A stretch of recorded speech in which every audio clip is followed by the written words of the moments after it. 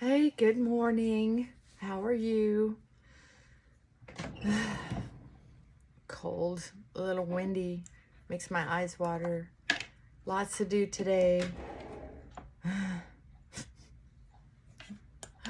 What's on your to-do list today?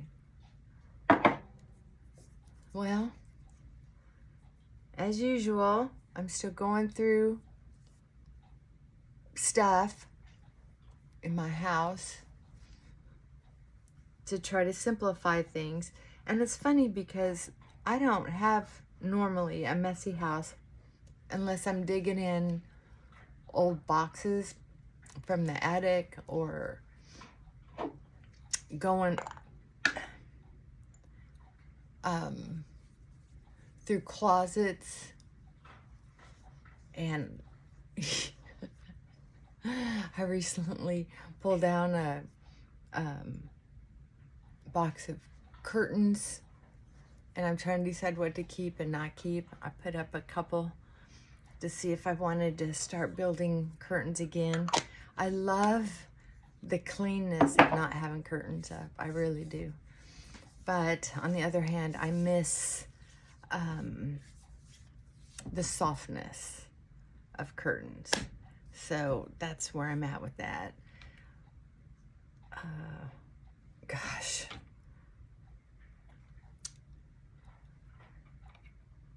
I was going to talk about something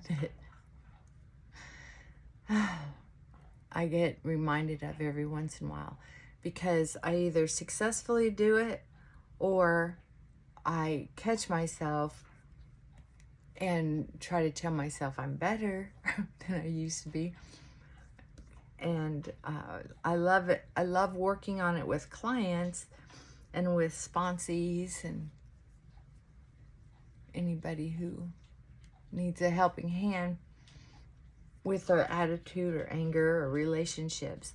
And that is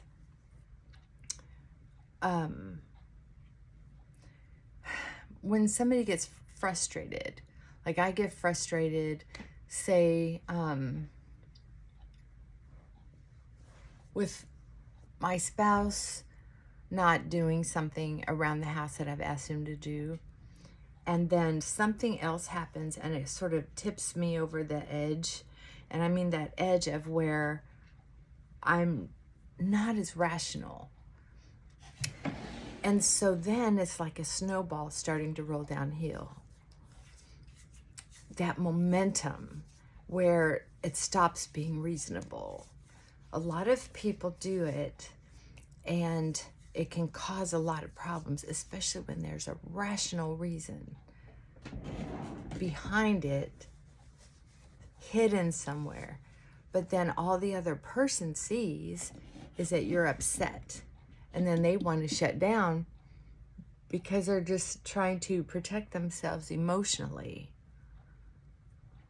Does that make sense? The message gets lost with watching the messenger. So, with that being said, there has to be something that's a stopgate. And we each individually have different ways, different messages we can give ourselves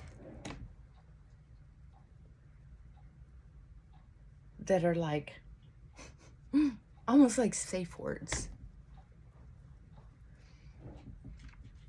that are like, okay, what's going to stop me? What's going to zip it? What's going to help me stop digging the hole deeper? And one of the things is that I have a couple things. One, what gives me the right to talk to someone in that tone of voice? How important is this? If this isn't a relationship breaker, why push so hard? And very often it's something that's underneath the big thing that's thrown out there. Like, why didn't you bring those clothes to the washer? You said you would help me. Bring those to the laundry room. Well, what might really be behind that? Because the laundry isn't that big of a deal. It's just not that big of a deal. And if the laundry's getting out of hand, we can take it down to the laundromat and have somebody do it for us. We've done that. I used to always have my laundry done back in the day.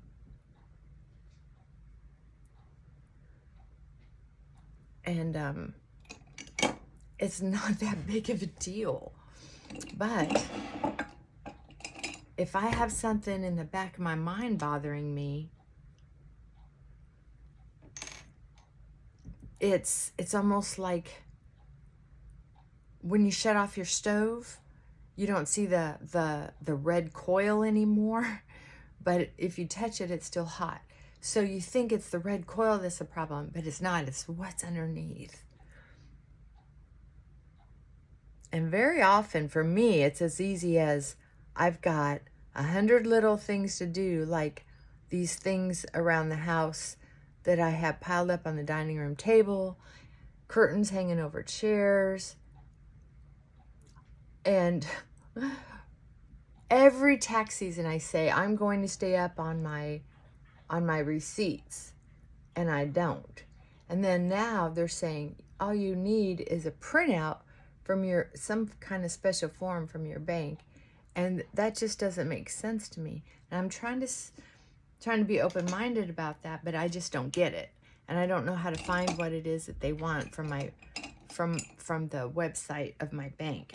It just doesn't make sense to me. So I have that in the back of my mind, and a few other things too.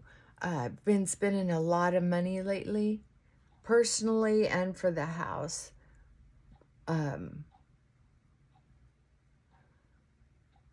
Trying to stay up on my health and not have a cancer relapse. That paranoia that it's going to come back. And having the mold removed, it's like there's part of me that wants to retest just to make sure it's completely no problem, when how could there still be a problem when the whole thing has been treated and encapsulated? So there shouldn't be any way that there's a problem. But in my mind, it's like, are you sure? Are you sure? So it's like, okay, I see. I have this list of little aggravations. So if I'm aggravated with my spouse to a degree where I want to pick a fight, because that's usually what it looks like. It looks like I want to pick a fight. That's how it comes across.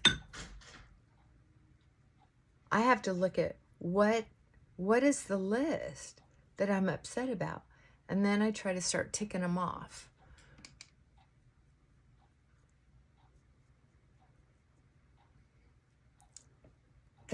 That's how I handle it. So I have a list of things. How important is it? What am I really trying to say?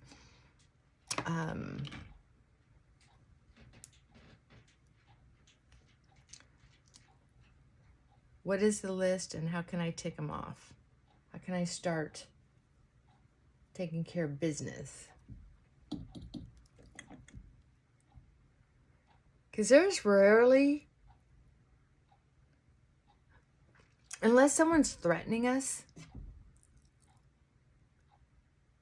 physically or financially, and we're really kind of helpless, which rarely happens in life, there's no reason to be that heightened.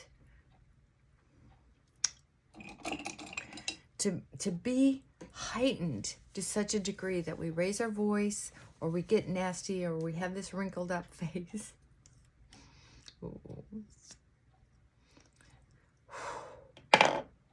There's just not an emergency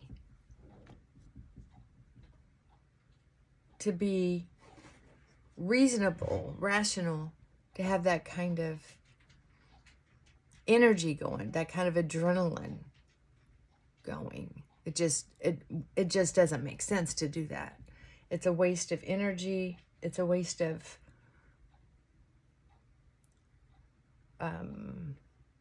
all that hard work to have functioning relationships. And cabin fever is a real thing. And one of the best ways to work through cabin fever is to get some exercise. I have a mini trampoline. I have a yoga mat. I have those bands that you use for stretching. The lazier I get, the lazier I get. And it's not always about being lazy. It's about overscheduling to where then I'm tuckered out. It's about putting so much focus in all these detailed things I want to do, like go through that paperwork, go through the attic, go through the closets, looking at things. What am I willing to give up? Why do I still have this or that? And I'm also trying to update some pictures, family pictures. I mean, the list goes on and on and on. But at the end of the day, honestly, none of that's important, because you know what? Nobody cares. Nobody cares that I have stuff stacked on top of my dining room table. My spouse doesn't care. He knows that I've got a master plan. Right? It's all my ego. Why can't I do this all at once? Why can't I be more productive? Why can't I get... Last night I did that. I was like, why can't I get off this sofa? It was like, because I had been on my feet all day going through stuff. And then, of course, with my usual stuff, with laundry and cleaning the dog hair off the floors, changing the bedding, trying to decide how the curtains are going to work, or which ones went where, and why am I saving that? And if I accidentally give something away before I use it, I can buy something else. I'm not poor. Not that poor. You know what I mean? What was it I was going to save the other day?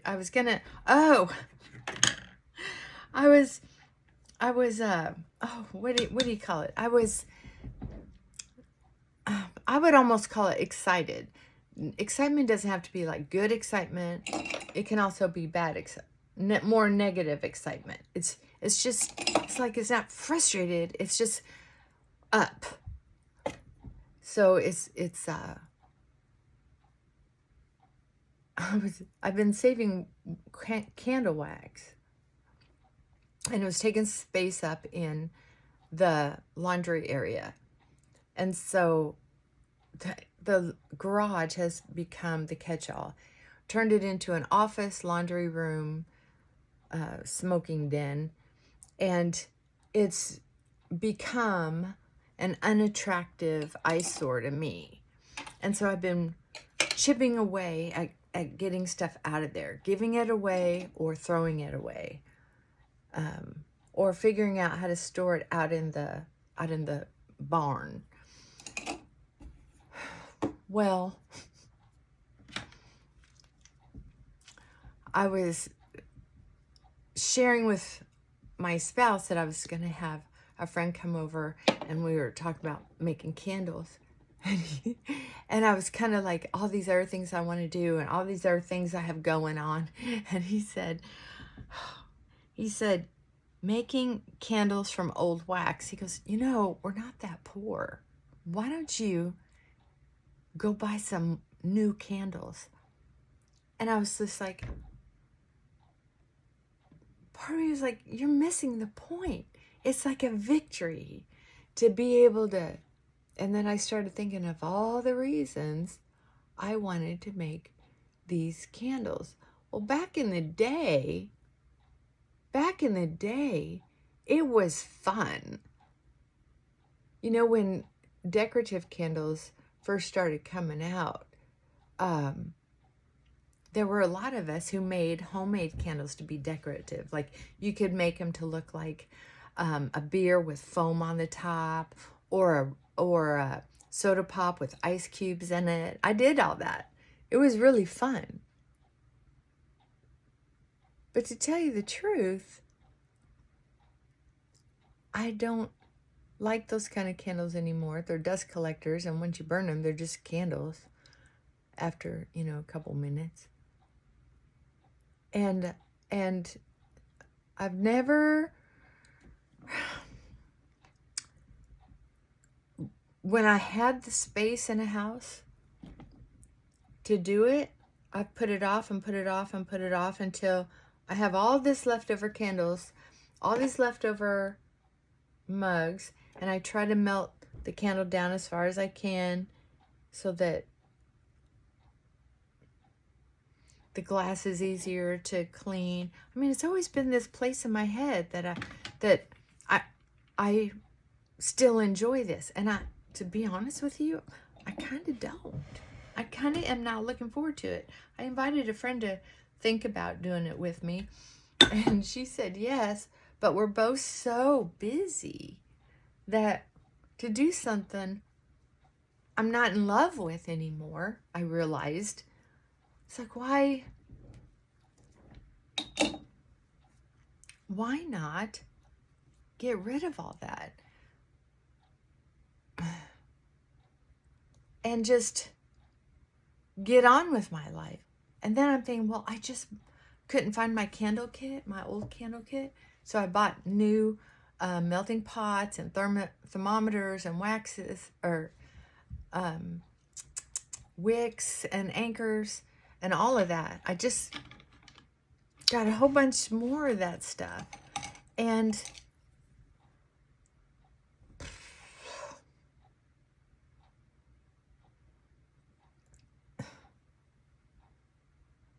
I don't know. I can gift it to someone or donate it. It's not going to break me. It wasn't hundreds and hundreds of dollars. It's just, I guess,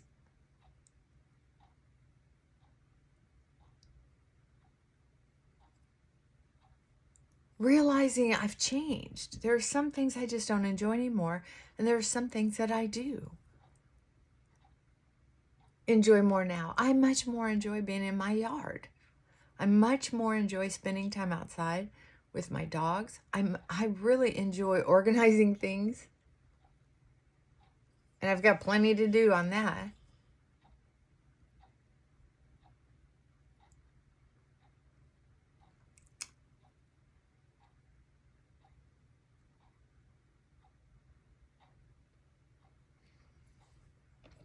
I enjoy spending time getting to know other people, and I haven't spent enough time doing that because I'm always so busy. Doing what?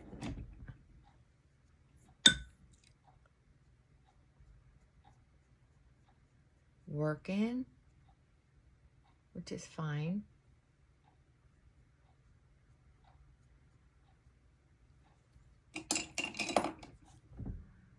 I have plenty of time. There's no, there are some things that are worth getting upset or concerned about. And one of the ways that we can work on self-discipline on getting upset or not. Hi, baby. One of the ways we can work on that is making a list of the things we usually get upset about. What's my pattern? What are the things that I really get upset about that ruffle my feathers and ruffle anybody else's feathers? And very often, once I make that list and I look at the list and think, oh, some of this stuff are things that I am using as almost a cover story for the other things I'm upset about, and then start, add those to the list and start looking at what can I control, what can I not control, what can I do instead. Maybe it's just how can I communicate better in a more reasonable way.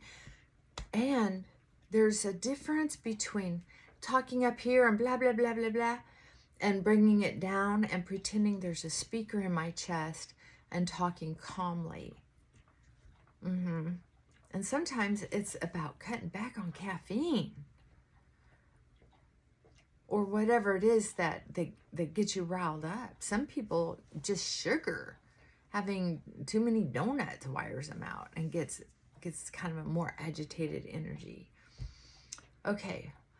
I've got to get on with my day, but I just wanted to check in and remind you, like I'm reminding myself, been kind of stuck in the house with the weather, the holiday tensions here and there, all the little details we think we need to get done for company, for gifting, and a lot of that just doesn't matter.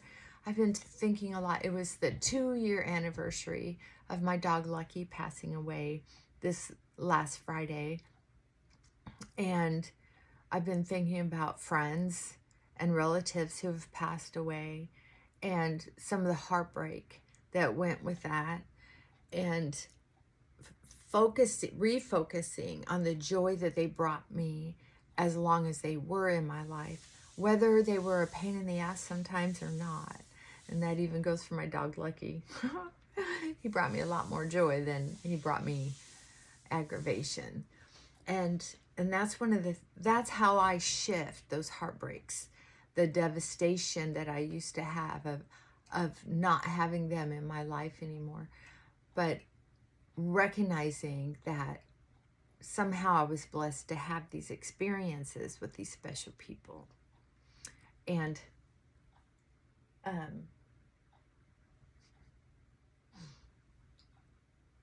I'll keep you. He's a pain sometimes, but also a blessing. Huh. Dog is God spelled backwards after all. Thank you. Thank you, Poppy. Oh, you have such good eye contact this morning. My goodness. Aw. All right. Y'all have a blessed day. And remember, nothing is worth picking a fight about if you're safe and sound and